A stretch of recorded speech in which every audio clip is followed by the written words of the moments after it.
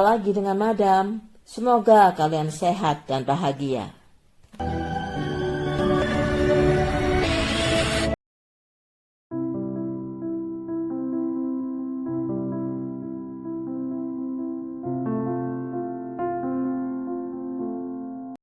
Keluarga John List hidup di sebuah rumah besar bergaya Victoria di daerah Westfield, New Jersey.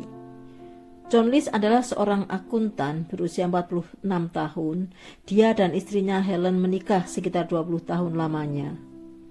Dengan ketiga anak mereka, Patricia 16 tahun, John Jr. 15 tahun, dan Freddie 10 tahun. Ibu John List, Emma, yang sudah berusia 82 tahun, juga tinggal bersama mereka di lantai 3. Anak-anak John bersekolah di wilayah tempat tinggal mereka. Di samping sebagai akuntan, John juga aktif ke tempat ibadah dan cukup religius. Pada awal November tahun 1971, keluarga John List pergi menengok saudara mereka yang sakit, sehingga rumah itu terkunci. Namun ketika 1 bulan rumah itu tetap terkunci, tetangga mulai curiga. Mereka menelpon polisi. Ketika sampai di lokasi, polisi masuk ke rumah itu melalui jendela yang tidak terkunci. Begitu masuk, mereka melihat suasana yang sangat dingin di rumah itu. Ternyata AC menyala pada suhu yang sangat dingin. Dan terdengar suara musik seperti musik pemakaman. Namun mereka kemudian dikejutkan bau menyengat. Setelah dicari, ditemukanlah sumbernya. 4 tubuh tak bernyawa terbujur kaku di atas matras tidur. Mereka adalah Helen dan ketiga anaknya, Patricia, John Jr., dan Freddie. Semuanya meninggal karena luka senpi yang diarahkan dari jarak dekat. Di lantai, detektif melihat jejak-jejak cairan merah dari dapur menuju ke ruang tamu. Polisi berkesimpulan bahwa para korban dihabisi di dapur, kemudian tubuhnya diseret ke ruang depan. Di kotak sampah ditemukan kain penuh cairan merah yang membuktikan bahwa pelakunya membersihkan cairan merah di lantai. Polisi juga menemukan sesuatu yang tak kalah mengerikan. Di lantai 3, Emma, ibu John List, tergeletak tak bernyawa dengan luka senpi yang diarahkan dari jarak dekat. Kemudian di laci yang terbuka ditemukan sebuah surat yang ditujukan kepada pimpinan agama di mana keluarga John List biasa beribadah. Surat itu berisi pengakuan John List bahwa apa yang dilakukan memang salah, tetapi dia melakukan semua itu terpaksa untuk mencegah keluarganya dari kesengsaraan di dunia. John dalam suratnya menyebutkan alasannya bahwa bisnisnya bangkrut dan memiliki banyak hutang. Dia juga khawatir anak-anaknya mulai sulit diajak beribadah. Bahkan Patricia, putrinya, belajar seni peran, kegiatan yang menurutnya tidak pantas. Dia takut anak-anaknya akan menjauhi Tuhan.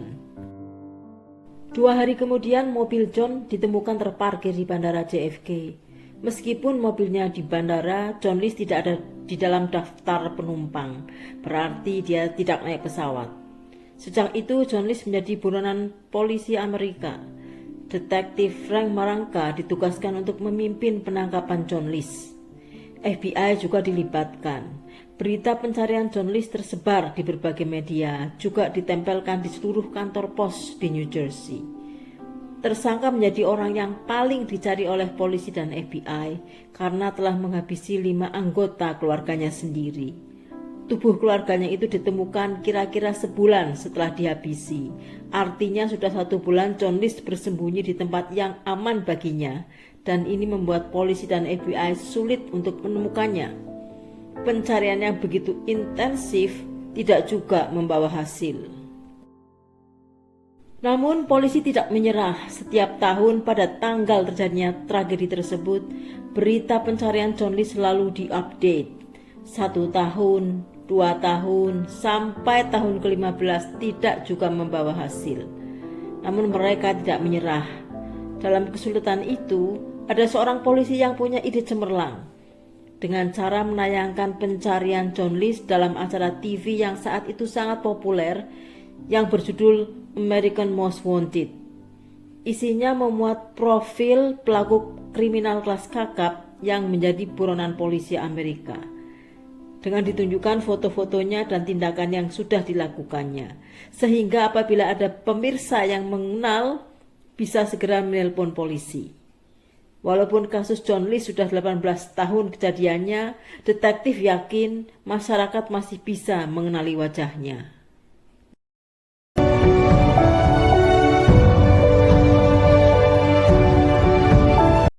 Namun ada masalah, pihak penyelenggara acara meminta foto terbaru John Lee, sementara polisi hanya punya foto lama. Maka detektif meminta bantuan Frank Banner, seorang ahli forensik yang bisa merekonstruksi wajah seseorang berdasarkan gambar pada masa muda ataupun berdasarkan tulang-tulang bagian wajah yang ditemukan. Banner mempunyai bakat luar biasa dalam merekonstruksi wajah seseorang. Dengan bakatnya itu, dia sudah berhasil membantu banyak kasus di kepolisian New Jersey. Salah satu kasusnya adalah ketika ditemukan tulang-tulang wajah yang tidak mungkin diketahui wajah aslinya. Oleh Banner, tulang-tulang wajah tersebut direkonstruksi. Dari hasil rekonstruksi, korban berhasil dikenali dan pelaku ditangkap. Banner mulai merekonstruksi wajah John Lee dengan menggunakan tanah liat. Dia harus membuatnya lebih botak dan lebih berkerut karena perbedaan 18 tahun. Juga bekas luka di bawah telinganya ditampakkan. Intinya dia membayangkan wajah John Lee 18 tahun lebih tua dari foto aslinya. Sebelumnya, Banner mempelajari profil psikologi John Lee dari staf ahli forensik psikologi FBI yang bernama Richard Walter. Dari data psikologi didapat informasi bahwa John Lee anak tunggal dari seorang ibu yang sangat protektif.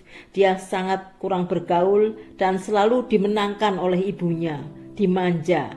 Sehingga pada saat dia gagal dalam bisnisnya, dia menyalahkan keluarganya dan menghabisinya. Selesailah rekonstruksi wajahnya, kemudian Banner harus mencari model kacamata John Lee yang dipakai berdasarkan profil psikologi yang sudah dipelajarinya. Setelah mencari di beberapa penjual kacamata bekas, akhirnya Banner berhasil menemukan model kacamata yang kira-kira disukai John Lee. Dipasanglah kacamata itu pada patung wajah John Lee. Setelah itu diserahkan kepada John Walsh, host acara American Most Wanted. Pada Minggu malam tanggal 21 Mei 1989, acaranya ditayangkan. Dengan sangat antusias masyarakat menonton. Pembawa acara mengatakan, inilah acara yang sangat menarik karena kasusnya terjadi 18 tahun yang lalu. Kemudian pembawa acara menceritakan tragedi yang menimpa keluarga John Lee dan menunjukkan foto dan ciri-cirinya. Dan usaha tersebut membuahkan hasil yang sangat ditunggu-tunggu. Salah satu keluarga yang tinggal di Denver, Colorado mengenalinya sebagai bekas tetangga mereka. Eva Michelle mengatakan John Lee sangat mirip dengan tetangganya yang bernama Robert Clark. Pekerjaannya sama sebagai akunting, ada bekas luka di bawah telinga kanan, jakun yang menonjol dan kacamata yang dipakai sama persis. Mereka yakin bahwa Robert adalah John Lee. Maka mereka segera menelpon polisi sekaligus memberikan informasi bahwa Robert Clark alias John Lee sudah pindah ke Richmond, Virginia. Tidak butuh waktu lama, polisi berhasil menangkap John Lee di kantornya. Waktu menangkap, detektif bertanya, "Apakah Anda Robert Clark?" "Ya, benar." Kemudian detektif bertanya lagi, "Apakah Anda John Lee?" "Bukan, saya Robert Clark," jawabnya. Namun detektif melihat luka di bawah telinga kanannya ketika sidik jari yang ada di senpi dicocokkan dengan sidik jari yang ada di surat lamaran waktu dia melamar di perusahaan tersebut sebulan sebelumnya, ternyata sama. Dan sungguh luar biasa, Banner berhasil memilih kacamata yang modelnya sama dengan kacamata yang dipakai John Lee. Di pengadilan, John Lee bercerita bahwa alasan dia menghabisi keluarganya karena usahanya bangkrut dan anaknya belajar kursus akting yang menurutnya jauh dari nilai-nilai moral yang dia pegang. Sementara keluarganya mendukung Patricia, maka untuk melenyapkan mereka, satu-satunya jalan harus dihabisi.